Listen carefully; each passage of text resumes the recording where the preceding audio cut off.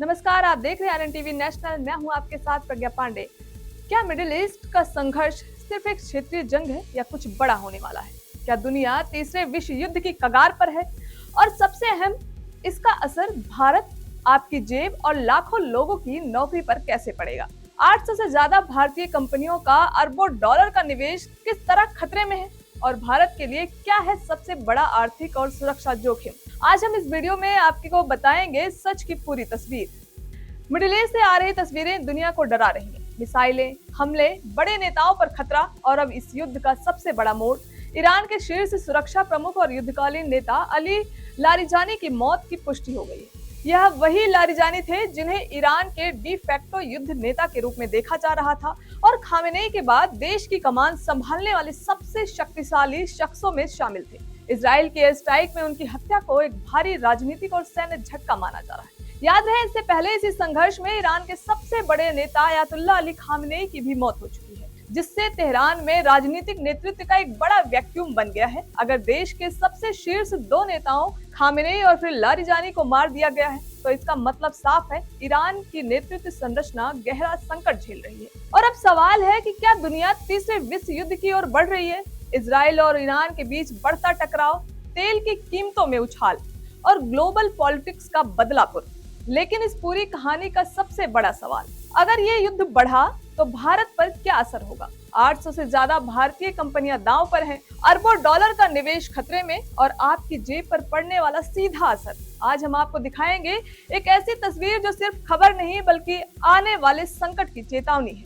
Middle east, जहां हर कुछ साल में इतिहास खुद को दोहराता है, लेकिन इस बार हालात अलग हैं और ज्यादा खतरनाक हैं। इजराइल और ईरान, दो ताकतें जो लंबे समय से एक दूसरे के खिलाफ खड़ी हैं, अब आमने सामने हैं। हालिया रिपोर्ट्स के मुताबिक सीनियर नेताओं को निशाना बनाने की कोशिशें, मिसाइल अटैक और जवाबी कार्रवाई। तनाव अब सिर्फ बयानबाजी तक सीमित नहीं रहा। ये सिर्फ दो देशों की लड़ाई नहीं है, यह एक चेन रिएक्शन है जो पूरा मध्य पूर्व और गल्फ को जोड़ रहा है। अमेरिका और इजराइल संयुक्त सैन्य अभियान और हमले ईरान के खिलाफ जारी है। ईरान मिसाइल और ड्रोन से न केवल इजराइल बल्कि यूएई, कतर, कुवैत, बहरीन और सऊदी अरब के क्षेत्रों को भी निशाना बना रहा है।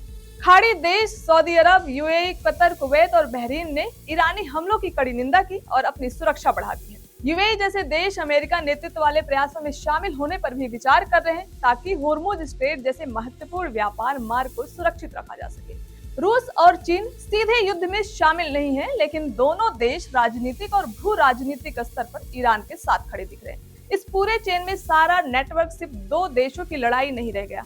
यहाँ अमेरिका, इजराइल, ईरान, खाड़ी देश और बड़े वैश्विक खिलाड़ी के बीच के कनेक्टेड और उभरता हुआ जाल बन चुका है।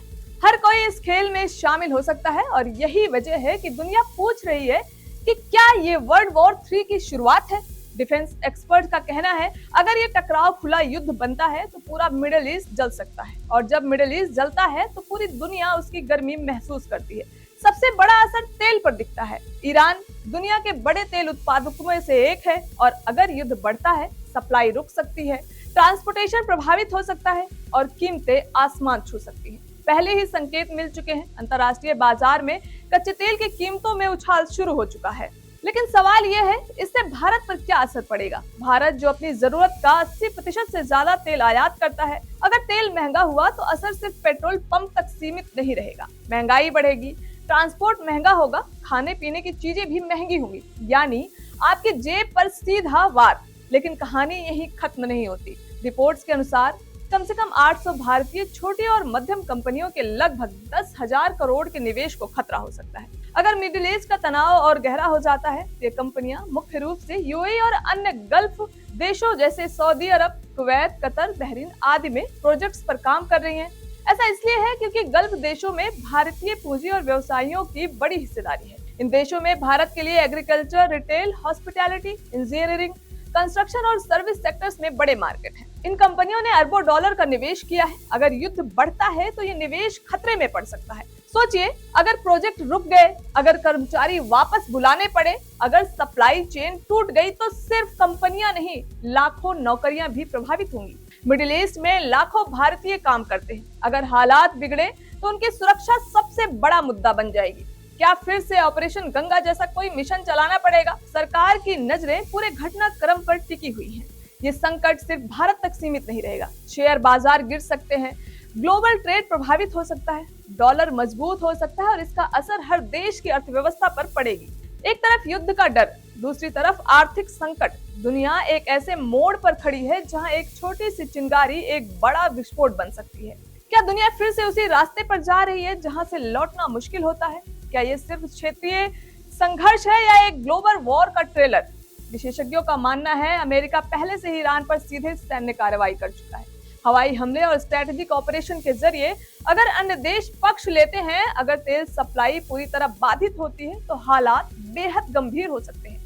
भारत के सामने अब चुनौती क्या है जानते हैं। ऊर्जा सुरक्षा बनाए रखना, अपने नागरिकों की रक्षा करना और आर्थिक संतुलन बनाए रखना। सरकार वैकल्पिक तेल सप्लाई के विकल्प तलाश रही है। मिडिल ईस्ट का ये संघर्ष अब सिर्फ खबर नहीं रहा, ये एक चेतावनी है दुनिया के लिए, भारत के लिए और हर आम आदमी के लिए। तो क्या हम वर्ल्ड वॉर 3 के करीब हैं? इसका जवाब अभी साफ नहीं है, लेकिन खतरा बिल्कुल साफ दिख रहा है। आने वाले कुछ दिन दुनिया की दिशा तय करेंगे। हम इस बड़ी खबर पर लगातार नजर बनाए हुए हैं। आप बने रहिए आरएन टीवी नेशनल के साथ।